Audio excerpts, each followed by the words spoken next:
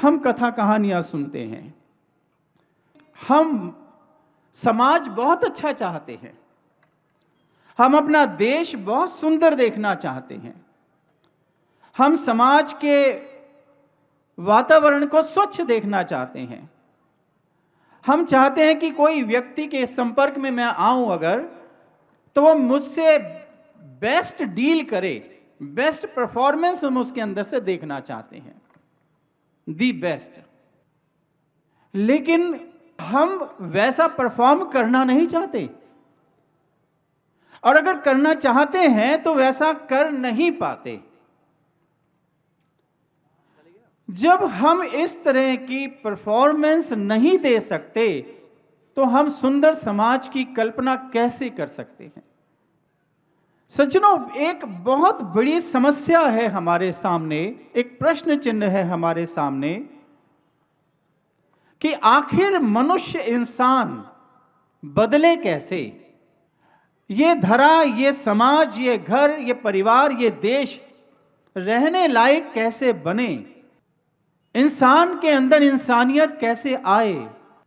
इसका एक ही समाधान है और वह है धर्म। व्यक्ति धार्मिक हुए बिना, धर्म को जाने बिना मनुष्य मनुष्य नहीं हो सकता। धर्मेण हीना पशु भी समाना। धर्म के बिना मनुष्य पशु है, इसलिए पशुवत आचरण करता है।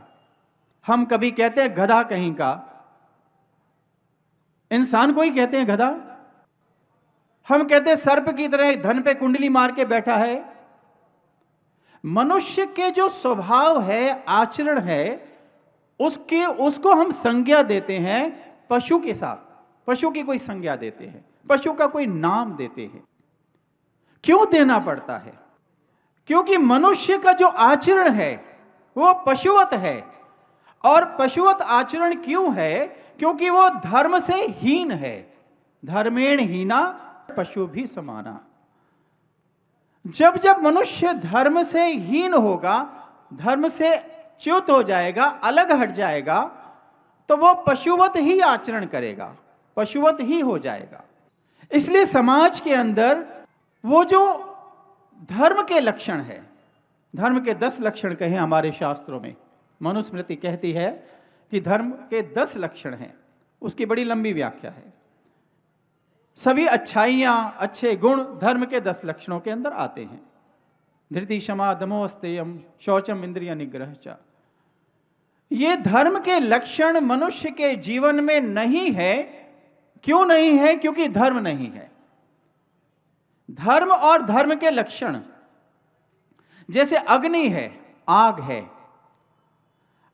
कोई भी वस्तु है, उस वस्तु में उसके लक्षण नहीं है तो वो वस्तु का महत्व खत्म है। जैसे धर्म है कि उसके 10 लक्षण है, अगर 10 लक्षण नहीं तो धर्म नहीं है। उसको उदाहरण के तरह से अगर समझे हम, तो जैसे अग्नि है, अग्नि के 2 मुख्य लक्षण होते हैं। पहला लक्षण है अग्नि की दाहक क्षमता और उसकी रोशनी। साधारण सी भाषा में समझे तो ताप और उसके बाद उसका प्रकाश। ये अग्नि के 2 बहुत ही प्रमुख लक्षण हैं। अब अगर किसी अग्नि में ताप नहीं है, तपिश नहीं है, गर्मी नहीं है, और उस अग्नि के अंदर गर्मी के साथ साथ रोशनी नहीं है, प्रकाश नहीं है, अगर कहीं अग्नि जले और उसमें से ना तो रोशनी निकल रही हो और ना ही उसमें से गर्मी निकल रही हो, तपिश निकल रही हो, तो क्या आप उसे अग्नि कहेंगे? कभी नहीं कहेंगे। या इसमें से एक भी नहीं है तो भी नहीं कहेंगे। यानी जिस वस्तु के जो लक्षण उस वस्तु में अगर नहीं दिखते हैं तो वस्तु महत्वहीन है, गुणहीन है, लक्षण विहीन है, उसका कोई उपयोगिता और लाभ और मूल्य नहीं है। सज्जनों, आज मनुष्य के जीवन में मानव का रक्त का प्यासा है, संबंधों में कटुता है, परिवार बिखर गए हैं, आपस में विश्वास खत्म हो गए हैं, किसी भी संबंध में हम कहीं नहीं कह सकते कि ये पूर्ण विश्वास के साथ कि हमारा बहुत ही श्रेष्ठ संबंध है। क्यों? क्योंकि मनुष्य के जीवन से धर्म चला गया है। हालांकि मनुष्य धार्मिक तो दिखता है, लेकिन धर्म के लक्षण नहीं दिखते। इसलिए आप देखेंगे, आज से 30 वर्ष पुराना अगर मानव देखे, यदि आपकी आयु 30 वर्ष से अधिक है तो आप इस बात को समझ सकते हैं। 30 वर्ष पहले जो मानव था, मनुष्य था, वो मनुष्य, उसके अंदर नैतिक मूल्य सबसे अधिक थे आज के बनिस्बत। उसके अंदर अच्छी भावनाएं थी, परिवार संयुक्त थे, सामाजिक व्यक्ति था, समाज के लिए कुछ करना चाहता था, देश भी सुंदर था। लेकिन जैसे जैसे वर्ष बीते, आज मनुष्य के अंदर आप देखें सब कुछ बिखरा हुआ दिखता है। हालांकि 30 वर्ष पहले इतने आयोजन, धार्मिक आयोजन, इतनी धर्म सभाएं, इतनी धार्मिक ग्रंथ, इतने धर्माचार्य, इतने साधु संत और इतने धर्म गुरु 30 वर्ष पहले नहीं थे। लेकिन आश्चर्य की बात है कि इनकी संख्या बढ़ने के साथ साथ होना तो यह चाहिए था कि मनुष्य को और अच्छा होना चाहिए था, और महान होना चाहिए था, और नैतिकता से भर जाना चाहिए था। लेकिन ऐसा नहीं हुआ।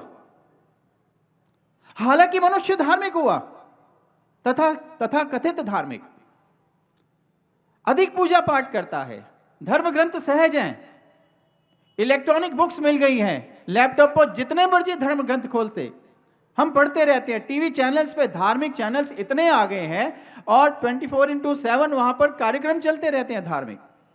हम जब भी कभी देख सकते हैं, मोबाइल फोन्स पे देखते हैं। इतने धार्मिक कार्यक्रम, इतने धर्म सभाएं, इतने धर्म गुरु आचार्य, इतने धार्मिक पुस्तकें, लेकिन मनुष्य का नैतिक पतन बड़ा है। कारण क्या है? कारण एक है कि धर्म को नहीं पाया। धर्म के लक्षण नहीं है तो धर्म को नहीं पाया। यही धर्म समझना है हमने, इसी धर्म को समझना है। दिव्य ज्योति जागृति संस्थान की स्थापना गुरुदेव श्री आशुतोष महाराज जी ने इसीलिए की है कि वो धर्म को समझाना है जिस धर्म को हम नहीं पकड़ पा रहे हैं। धार्मिक क्रियाकांड करते हैं, धार्मिक अनुष्ठान करते हैं, लेकिन धर्म से अछूते हैं, इसलिए धर्म के लक्षण में नहीं है।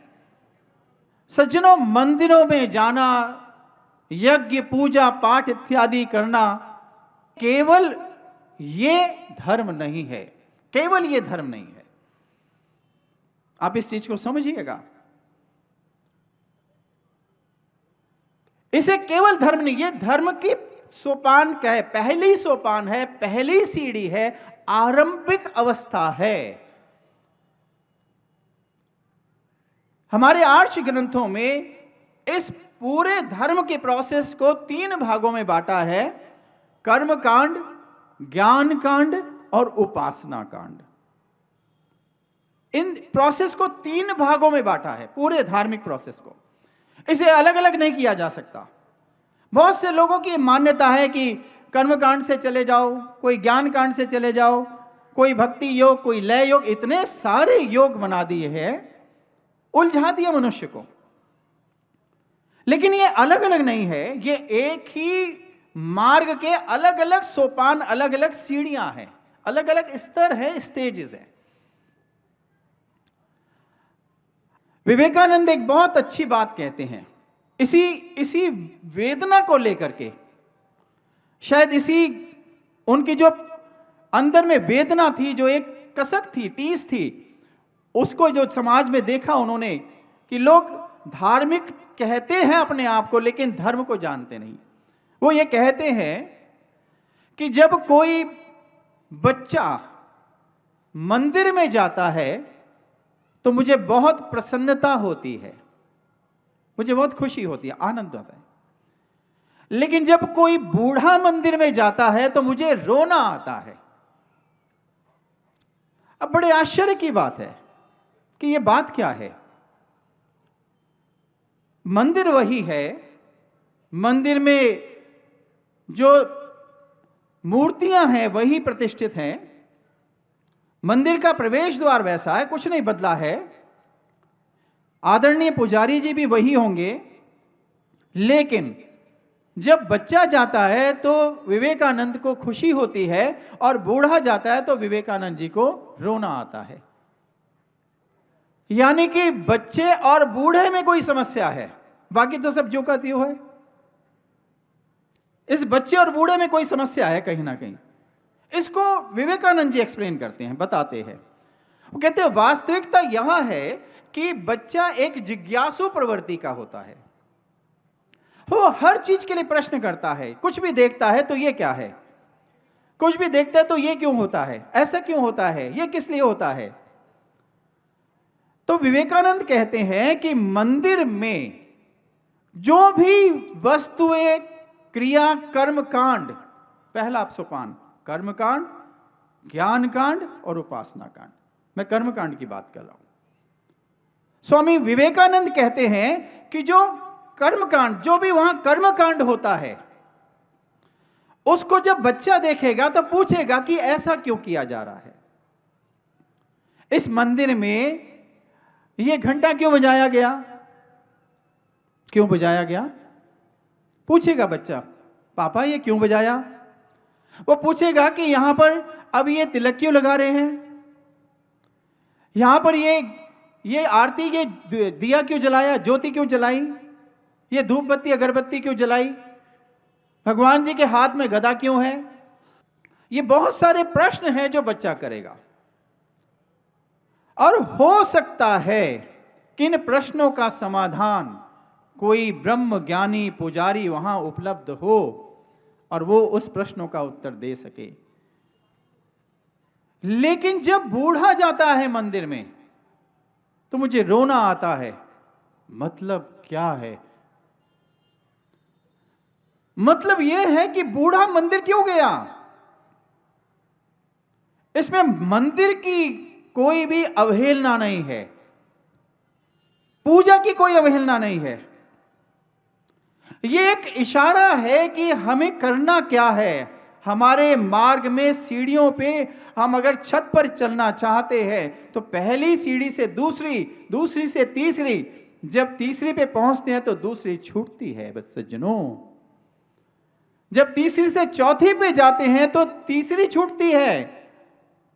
इसका मतलब तीसरी और दूसरी और पहली का महत्व नहीं है, ऐसा नहीं, वो चढ़ के ही हम छत तक पहुंचते हैं। संत तुकाराम से किसी ने पूछा कि क्या आप मूर्ति में विश्वास नहीं रखते, मूर्ति में भगवान नहीं होता क्या।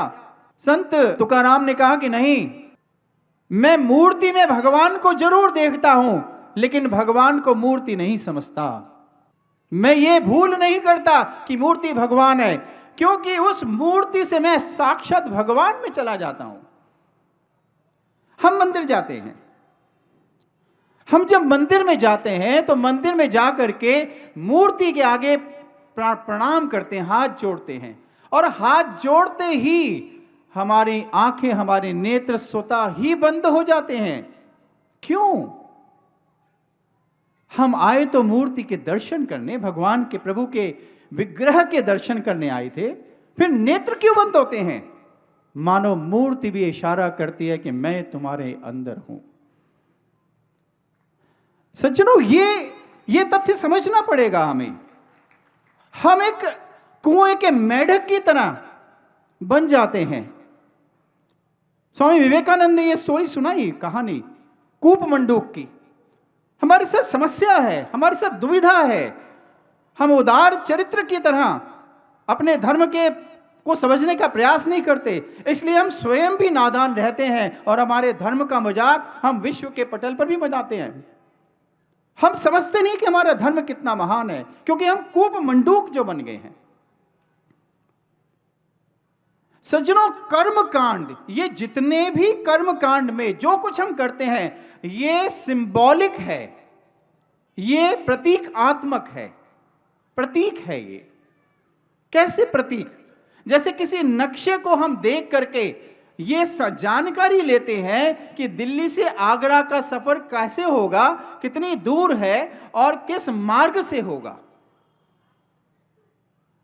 वो नक्शे का अपना महत्व है, उसकी इंपॉर्टेंस है, क्योंकि उस जानकारी से ही हम आगरा के लिए बड़े विश्वास के साथ चल पाते हैं, आत्मविश्वास के साथ चल पाते हैं। और उस पे जब चलते हैं तो हम उस नक्शे के हिसाब से वो सारे माइलस्टोन्स अपने मार्ग में देखते जाते हैं और अपने आप को संतुष्ट करते जाते हैं कि हां, मैं ठीक चल रहा हूं, मेरा सफर ठीक जा रहा है। नक्शे का महत्व है, लेकिन नक्शे का महत्व यह नहीं है कि वो नक्शा ही आगरा हो गया, वो नक्शा ही मार्ग हो गया, वो नक्शा ही 200 किलोमीटर हो गया। यदि हम इस संकीर्णता में बैठा लेते हैं अपने आप को, उसको उस कुएं का मेढक बन जाते हैं, तो फिर हम कभी भी मंजिल तक नहीं पहुंच सकते। यही हमारी दुविधा है। इसलिए विवेकानंद कहते हैं कि बच्चा गया ठीक, नक्शा पढ़ा ठीक है, पढ़ लिया, देख लिया ठीक है, लेकिन अगर नक्शे से आगरा तक नहीं चला, नक्शे में ही उलझ गया, तो इसका मतलब अभी नक्शे का महत्व नहीं समझा तूने, अभी दायरा खींच लिया तूने। सज्जनों, ये बड़ी दुविधा है। इसलिए हम धार्मिक दिखते हैं लेकिन धार्मिक होते नहीं हैं। इसलिए धर्म हमारी एक पहचान बन जाता है, लेकिन धर्म के लक्षण नहीं आते हैं। काम, क्रोध, लोभ, मोह, अहंकार, ये हमारे सिर चढ़ के बोलता है और हम धार्मिक भी हैं। ये समस्या है हमारी। यदि इस कर्म कांड से निकल करके हम ज्ञान कांड में आते, भगवान महावीर एक बहुत अच्छी बात कहते हैं। भगवान महावीर कहते हैं, सम्यक ज्ञान, सम्यक दर्शन, सम्यक ज्ञान और सम्यक चरित्र, जैन फिलॉसफी इन 3 चीजों पे आधारित है, पूरी की पूरी फिलॉसफी। हम क्या करते हैं, हम सब कुछ छोड़ देते हैं कि हम अपरिग्रह हो जाएंगे, छोड़ देंगे तो हमारा क्या होगा, हम भगवान को पालेंगे, ईश्वर को देख लेंगे। हमारी शुरुआत यहां से होती है, लेकिन बिल्कुल ठीक उल्टा है। दर्शन रूप बिल्कुल उल्टा है। सम्यक दर्शन सबसे पहले दर्शन है। जैसे गुलाब का फूल है, आप उसे जा रहे हैं, जब जाते हैं तो सबसे पहले आपको दूर से दिखता है कि कोई फूल है, कोई पुष्प है। आप उसके सुंदरता, आकृति पे मोहित होते हैं और उस तरफ कदम बढ़ा देते हैं। जब आप बढ़ाते हैं, उस फूल के पास जाते हैं, तो आप नजदीक जाते हैं तो उसका रंग स्पष्ट होता है, उसका आकार, और आप पहचान लेते हैं कि ये तो गुलाब का फूल है। यानी सम्यक दर्शन के बाद सम्यक ज्ञान, आपको ये ज्ञान हो गया कि ये जो फूल है, ये कौन सा फूल है, इसका रंग क्या है, इसकी आकृति क्या है। और जब उसके पास जाके उसे आप ग्रहण कर लेते हैं, ले लेते हैं और उसको साथ लेके चलते हैं, तो उसकी खुशबू आपके साथ साथ जाती है। यह कहते हैं सम्यक चरित्र। सज्जनों, हमारे साथ भी ऐसे है। कर्म कांड हमें आकर्षित कर रहा है, हमें प्रेरित कर रहा है, हमें किसी और जाने की प्रेरणा दे रहा है कि वहां जाएं आप, उस तरफ बढ़ें आप, इसके माध्यम से जाएं। किताब का ए फॉर एप्पल हमें यह प्रेरणा देता है कि इस तरह का कोई आकृति का एक एप्पल है जिसको खाने से स्वास्थ्य वर्धन होता है, और उसको आप मार्केट से पहचानें, उसको देख करके पहचान लें कि किताब वाला सेब यहां मिल रहा है। किताब का सेब कर्म कांड है, और उसके मार्केट में उसे पहचान करके उसके पास पहुंच गए, ये ज्ञान कांड है। और जब उसको प्राप्त कर लिया, उसका सेवन किया, तो ये उपासना कांड है। उपासना मतलब उप मतलब निकट, और नजदीक से बैठना, ये उपासना कांड है। ये चरित्र आता है।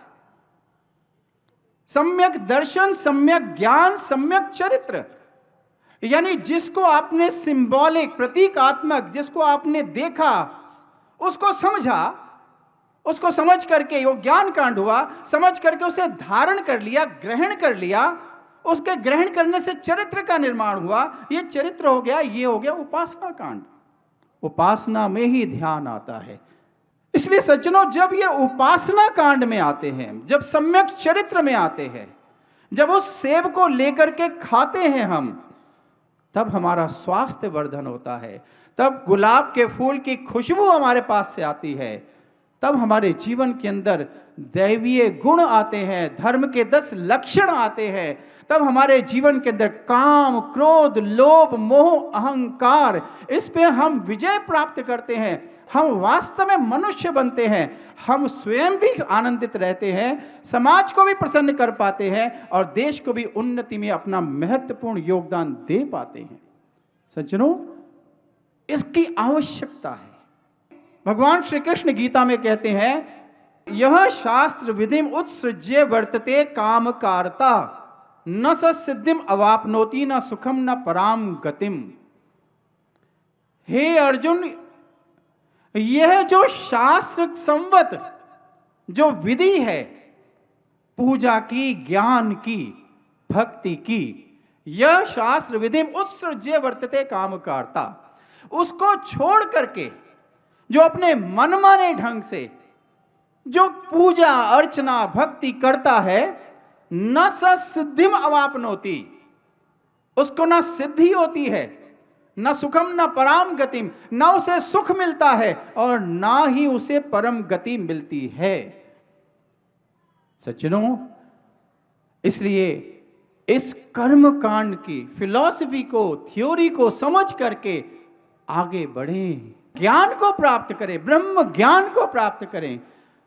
जब आप, और ये ब्रह्म ज्ञान जब आप लेंगे तो आपको कहीं कॉन्ट्रडिक्शन नहीं लगेगा, कहीं पर विरोधाभास नहीं लगेगा, कहीं नहीं लगेगा कि हमारा कुछ छूट गया है, हम अपने धर्म, अपने ईश्वर से कहीं अलग हो गए हैं, बल्कि तब आपको लगेगा कि मेरा प्रभु मेरे और नजदीक आ गया है, क्योंकि किस विधि मिलूं, वो विधि मुझे मिल गई ब्रह्म ज्ञान की, जिससे मैं उससे मिल लिया, उसके दर्शन कर लिए। सज्जनों, जब ये कर्म कांड से ज्ञान कांड हमारे जीवन में आएगा, ये ब्रह्म ज्ञान आएगा, तभी हमारे जीवन के अंदर उपासना कांड, सम्यक चरित्र, वो खुशबू, वो दैवीय गुण, वो चरित्र का निर्माण, एक आदर्श व्यक्तित्व का निर्माण हमारे जीवन के अंदर आएगा। और तब हम सही मायने में मनुर्भवा, यानी हम मनुष्य बन जाएंगे, मनुष्य बन जाएंगे। और उन्हीं का निर्माण हुआ है, जिसके कारण से इतने सामाजिक प्रकल्प चल रहे हैं। दिव्य ज्योति जागृति संस्थान का गठन इसीलिए किया। अंतरक्रांति जो जेल में चल रहे हैं प्रकल्प, और उसके अंदर देश की लगभग 40 जेलों में कैदियों के सुधार के लिए जो प्रकल्प चला है अंतरक्रांति, उसमें कितने कैदियों का व्यक्तित्व निर्माण हुआ, कितने पेशेवर अपराधी ट्रांसफॉर्म हो चुके हैं, बदल चुके हैं। किसके वजह से, किसके कारण से? केवल ये ब्रह्म ज्ञान जब उन्हें मिला और उन्होंने इस ब्रह्म ज्ञान की ध्यान साधना को अपनाया, उनके जीवन में अपने आप परिवर्तन आ गया, उनके जीवन में अपने आप बदलाव आया। आज वो समाज के अंदर खुद ही अच्छे नहीं बने, बल्कि वो और लोगों को भी अच्छे बनाने के मार्ग पर चल पड़े हैं। कितने ही कैदी, अगर मैं बात करूं तो हजारों कैदियों ने अपने जीवन को महान बना लिया है। वो जेल से छूटने के बाद आज बहुत समाज के अच्छे कार्यों में लगे हुए हैं। हमें उम्मीद है कि आप इस बात को अवश्य समझ रहे होंगे, और इसमें कोई अतिशयोक्ति नहीं है